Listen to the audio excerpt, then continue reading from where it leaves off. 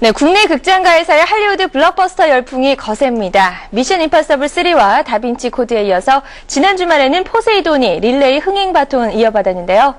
올여름 할리우드 블록버스터들의 1위 행진을 계속 이어갈지 필름 2.0 한세희 기자와 함께 얘기 나눠보도록 하겠습니다. 어서 오세요. 네, 안녕하세요.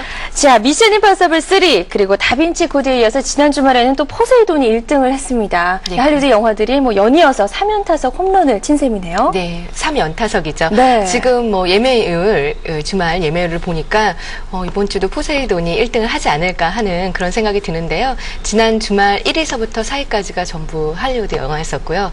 아마 이번 주도 그렇게 이어질 것 같습니다. 네, 정말 할리우드 영화의 강세 저희가 어느 정도 예상은 했었지만 이 정도일 줄 모르겠었는데 정말 대단하네요. 네. 또 이런 현상 때문에 당연히 5월에 한국 영화 시장 점유율이 좀 급락했다는 소식이 있죠. 예, 전년 대비 한 10% 정도 떨어진 33%의 시장 점유율을 보였다고 하는데요. 네. 이 점에 있어서는 좀 말씀드리고 싶은 게 있어요. 그러니까 그 한국 영화의 시장 점유율이 떨어졌다는 게 한국 영화를 보는 절대 관객수가 줄어들었다기보다는요. 전체 극장가를 찾은 관객, 그러니까 말하자면 파이가 늘어나서 새로운 파이 늘어난 부분에 외화 관객이 늘은 거죠. 네. 그래서 한국 영화 관객이 아주 많이 줄어들었다 이런 건 아니지만 한국 영화 대 외국 영화로 그 점유율을 나누다 보니까 한국 영화 약세가 있었던 것처럼 보이긴 하는데요. 실제로 아주 많이 준 건 아니고요.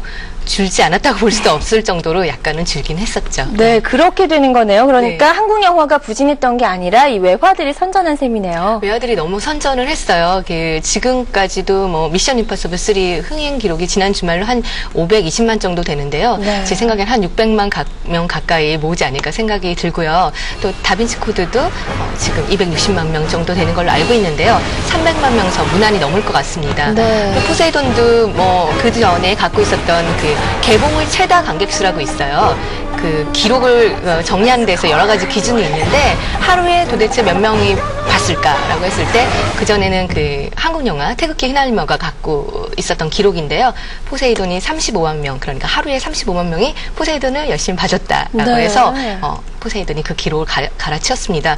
이렇게 거의 한 영화당 2주씩 서울 주말, 전국 주말 박스오피스 1등 자리를 서로 자기네 식구들끼리 지금 이어가는 형국이 돼서, 이러한 현상에 대해서 여러 가지 관전평들이 좀 많은 것 같습니다. 네, 이 외화들의 흥행, 정말 이 분위기가 심상치가 않은데요. 네.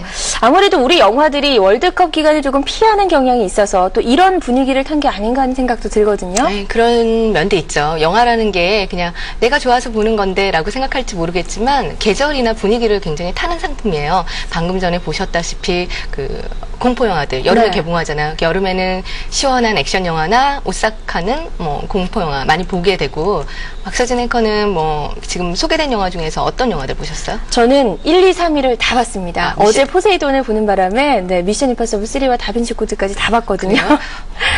성적이 좋으신데요. 한 번 보기 시작하면 계속 보게 되죠. 그렇죠. 그리고 또 서로 얘기를 하게 되니까요. 어떤 게 세 편 중에 재밌을까 이런 식으로 얘기를 하게 돼서 또 이게 분위기가 한국 영화에서 외화로 넘어가게 되면 올해 개봉한 할리우드 블록버스터를 나 뭐뭐뭐 봤는데 너 뭐 봤니? 뭐가 제일 재밌었니? 그렇죠. 이렇게 얘기를 하게 됩니다. 그래서 이 현상이 새로 개봉하는 외화들에게도 되게 고무적이라고 하네요. 그래서 네.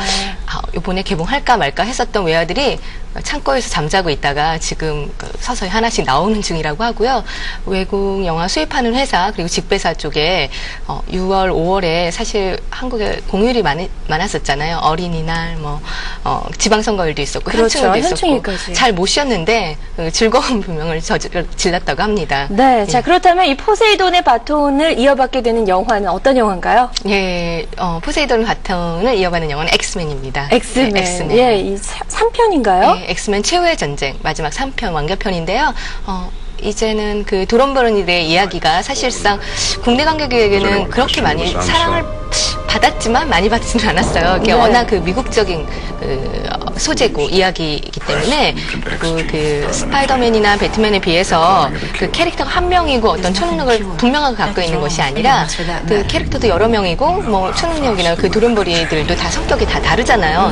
솔직히 좀 나이 드신 관객들은 너무 인물도 많이 나오고 그러니까 복잡하죠. 복잡하고 액션도 딱 그렇게 선명한 게 아니라서 네. 그다지 그러니까 미국의 과 비교해봤을 때 그렇게 그 인지도가 아주 강한 그러니까 스파이더맨이나 배트맨에 비해서 강하지 않은 맨 중에 한 명이었었는데 네. 올해는 좀 다를 것 같은 생각이 드는 게요. 그 영화가 완결편이에요. 그래서 완결편 프리미엄을 얻지 않을까, 이 영화도 많이 관심을 갖지 않을까라는 생각을 갖고 있습니다. 네, 조금 전에 말씀하셨는데 완결편 프리미엄이 뭔가요? 완결편 프리미엄 되게 간단한 건데 말이 너무 전문가스럽게 보이죠. 예. 네, 그 시리즈 영화, 프랜차이즈 영화는 한 편으로 끝나는 게 아니에요. To be continue라고 해서 이제 그 다음 계속 이야기가 이어지고 있는데, 그렇죠. 뭐 매트릭스 시리즈 같은 경우도 그랬고요. 뭐 스타워즈나 그런 영화들이 언제 새로운 신작이 나올까 굉장히 고대를 하잖아요. 네. 그래서 완결편이라는 건 더 이상 이제 나오지 않는다라고 그게 공식적으로 선언하는 그런 영화입니다. 나중에 가서 또 만드는 경우는 있어요. 그렇지만 이게 끝나는구나라고 했을 때 끝장을 봐야겠다. 그동안 이제 영화를 관심 있게 봐왔던 팬들에게는 끝장을 봐야겠다라는 것 때문에 꼭 보고 싶게 만들고요. 그렇네요. 한 편이나 두 편 정도 엑스맨 2는 못 봤었는데라고 했던 사람도 엑스맨 3 마지막이래 그러면은 그래도 궁금하다. 그래서 또 봐야겠다. 그래서 전통적으로 뭐 반지의 시리즈도 그렇고요. 그다음에 스타워즈 시리즈도 그렇고 완결편이 전편에 비해서 뭐 더 그 호평을 받거나 더 재밌다라는 평가를 받지 못할지라도 시장에서 관객들한테 초이스를 받는 데 있어서는 상당한 그 유리점을 갖고 있습니다. 그러네요. 네. 그리고 또 이번에는 주연 배우인 휴잭맨이 한국을 찾는다고 하는데 네. 이런 외국 배우가 방한하는 거는 상당히 드문 일이잖아요. 팬들은 네. 뭐 더없이 반가울 것 같아요. 네, 휴잭맨이 톰 크루즈 같은 빅스타는 국내에서는 솔직히 아닙니다. 그런데 이제 그 전 세계 영화 시장 중에서 예를 들어서 미국 다음으로 큰 시장이 일본이에요. 많은 할리우드 블록버스터의 주인공들이 주연 배우들이 일본에 와서는 안녕하세요, 저희 영화 새로 나왔으니까 꼭 봐주세요 하고 돌아갑니다. 네. 근데 가까이 있는 한국은 오지 않아요. 서운한데요. 네. 그만큼 한국 영화 관객들이 한국 영화를 너무 많이 보고 네. 매화 시장이 좀 적은 것도 있고요. 전체적으로 좀 규모가 작기 때문에.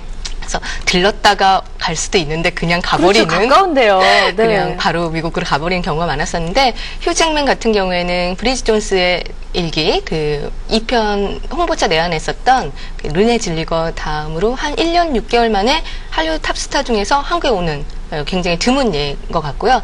그 덕분에 엑스맨 같은 경우는 아까 말씀드렸다시피 스파이더맨이나 다른 맨들에 비해서 조금 인기가 떨어지는데 네. 그런데도 불구하고 완결편 프리미엄과 그 휴잭맨의 방한 소식 때문에 더 관심 많이 오고 그럴 있는 것 것 같습니다. 같습니다. 예. 자, 그리고 이제 엑스맨의 뒤를 이을 그 다음의 기대작은 또 어떤 영화인가요? 빠바바바바밤. 예, 슈퍼맨이 되겠습니다. 예, 19년 만에 영화로 옮겨지는 슈퍼맨 정말 그 많이 기대를 하셨는데요. 예, 지금도 슈퍼맨을 한 번도 못 보고 자란 그 꼬마 어린이들도 티셔츠 입고 다니고 슈퍼맨을 하면은 다 알고 있잖아요. 너무 좋아하잖아요. 그렇죠. 네. 굉장히 기다렸던 작품인데 이 영화가 원래는 7월 셋째 주말 그 재연절이 끼어 있습니다. 그래서 주말에서 재연절 월요일 휴일까지 이어지는 때 이렇게 슈퍼맨을 개봉을 하려고 했었습니다만 네. 외화가 지금 분위기가 너무 좋아서 개봉일 당겨서 6월 28일 날 개봉을 한다고 하네요. 네, 이 외화의 흥행 바람을 좀 같이 타고 가겠다 이런 예, 뜻이네요. 그렇죠. 그 엑스맨 시리즈 1, 2편을 성공적으로 이끌었던 브라이언 싱어 감독이 연출을 했고요.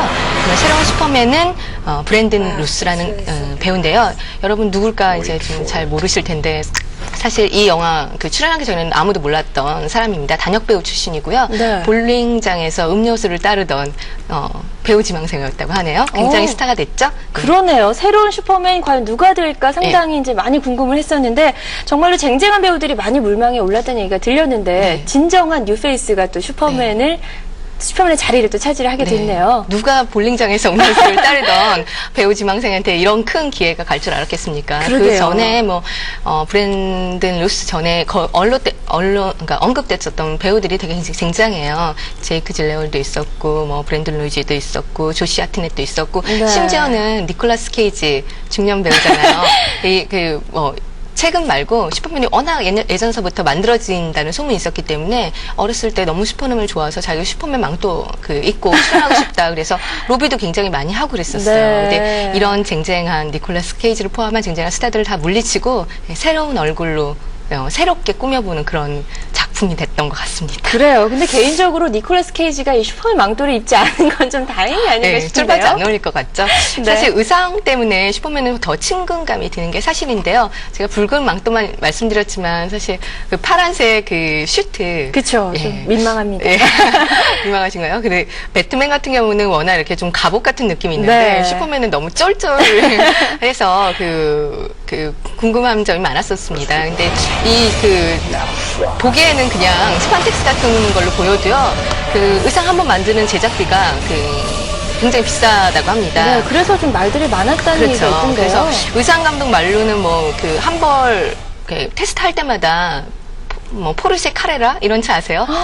아주 비싼 고가의, 차인데 네. 그런 차를 한 대 한 대씩 절벽으로 그냥 밀어버리는 그런 정도로 돈이 많이 들었다 이렇게 얘기를 하는데요. 지금 굉장히 그러니까 한 7별인가 제가 정확하게 기억은 못하는데 그런 테스트를 거쳐서 지금 슈퍼맨이 입고 있는 그 의상이 탄생을 했고요. 그런데 이제 슈퍼맨이 새로운 시리즈에서 이런 옷을 입는다, 슈퍼맨 리턴스에서 이런 옷을 입는다라고 공개되자마자 팬들이 뭐 S자 로고가 너무 크니 아니면 너무 작느니 빨간색이 너무 빨갛다, 너무 촌스러운 빨강이다, 파랑하고 좀 잘 안 어울린다.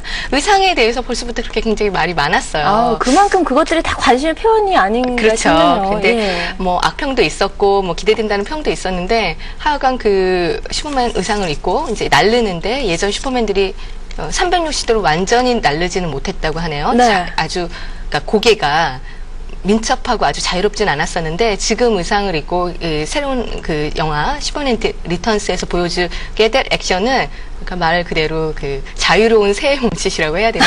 그렇다고 해서 지금 기대를 많이 하고 있습니다. 네, 그래서 더 의상이 아주 고가로 제작이 되지 않았나 싶은데, 자, 엑스맨이 6월 15일, 그리고 슈퍼맨이 6월 28일 개봉을 하는데요. 그 다음 주죠. 7월 첫째 주에는 또 어떤 영화들이 개봉을 앞두고 있나요? 네, 7월에도 영화가 많은데요. 7월 후반에 있는 영화들은 그때가 소개해드리기로 하고요. 네. 7월 첫째 주에 7월 6일이죠. 캐리비안 해적 망자의 함 이 영화 개봉합니다. 이 영화도 이제 속편이기 때문에 이미 캐리비안 해적에 대해서 팬들 알고 계신 분들, 뭐 궁금해하시는 분들 많을 텐데요. 특별히 이제 이 영화에 대해서 그 강점을 소개를 해드리자면 주연 배우가 역시 또 조니 뎁이 출연을 해요. 네. 그래서 아까 뭐 휴잭맨도 내한을 한다고 했었는데 톰 크루즈 출연했었던 미션 임파서블 외에는 사실 이런 블록버스터에 정말 인기 있는 배우가 출연하는 경우는 좀 많지는 않아요. 그렇죠. 근데 조니 뎁 같은 경우는 톰 크루즈나 톰 행크스에 맞먹는 그 정도 인기를 갖고 있고 인지도가 있잖아요. 그래서 스타 파워도 되게 크고 브랜드 파워도 크다. 두루 센 이 해적으로 나오는 조니 뎁의 포커스가 많이 맞춰져 있고요. 그다음에 조연진들도 굉장히 화려한데요. 작년에 블록버스터로 개봉을 했었지만 별로 인기 못 얻었던 영화 있습니다. 킹덤 오브 헤븐. 네. 올랜드 블룸이 출연했었는데 여기에 그 반지의 제왕에 나왔었던 그렇죠. 그 친구잖아요. 그런데 킹덤 오브 헤븐 이후로 9kg 정도 살을 빼고요. 이 영화에 출연하게 됐다고 하고 키아라 아이틀리라고 너무 좋아하는 배우예요. 귀엽죠. 네. 네, 너무 예쁘고 요즘 굉장히 그러니까 인기를 많이 모으고 있는데 글쎄 조니 뎁하고 나이 차가 22살이나 난대요. 너무 많이 나는데요. 근데 이제 영화 속에서는 잘 어울리겠죠. 네. 예. 이런 그 막강 조연들과 함께 또 7월에 또 극장가에 선보이게 됩니다. 아주 줄줄이 또 네. 예정이 돼 있습니다. 정말 올여름은 매주 이 할리우드 화제작들이 개봉을 하는데요. 하지만 우리 영화 괴물과 한반도도 7월에 개봉을 앞두고 있습니다. 할리우드 영화들도 기대가 되지만 또 이 칸에서 찬사를 받은 봉준호 감독의 괴물이 정말 궁금해지는데요. 할리우드의 덩치 큰 블록버스터들 사이에서 한국 영화의 선전도 기대해 보겠습니다. 네, 오늘 말씀 고맙습니다. 네, 감사합니다.